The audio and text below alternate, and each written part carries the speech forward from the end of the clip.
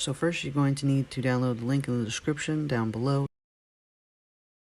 You'll have to unzip it, and then when you open that file, you'll have 3 different files. One's a folder and 2 separate files.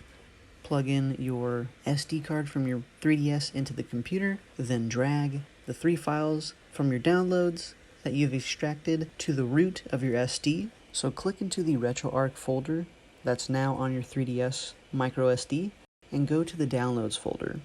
Create a PS1 folder. That's where you're going to want to put your PlayStation 1 games. So I grabbed Crash Bandicoot and moved it to the PS1 folder. Now we're going to go eject our SD card, put it back into our 3DS. We're going to open FBI and go to SD, and then we're going to go down until we get to dsp1.cia.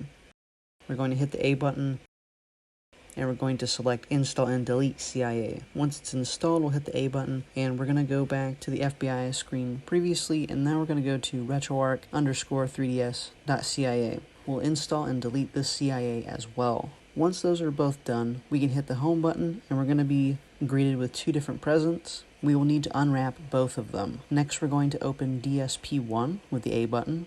It will flash a couple of times, and then we're going to be greeted with this prompt. When this is all done, we'll hit the B button to delete the app and exit to the home menu. We're just going to use this one time, and this is going to help get sound from our RetroArch. Next, we're going to the RetroArch app. This took my 3DS about a minute to load, and once it does, we're going to go to load content, and then we're going to go to the downloads folder.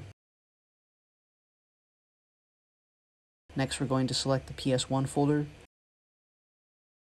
and then we can select our game from there. Next, we'll have to select the core that we're going to be using, and that's going to be Sony PlayStation PCSX, and after that, you'll be able to play your PS1 games on your 3DS.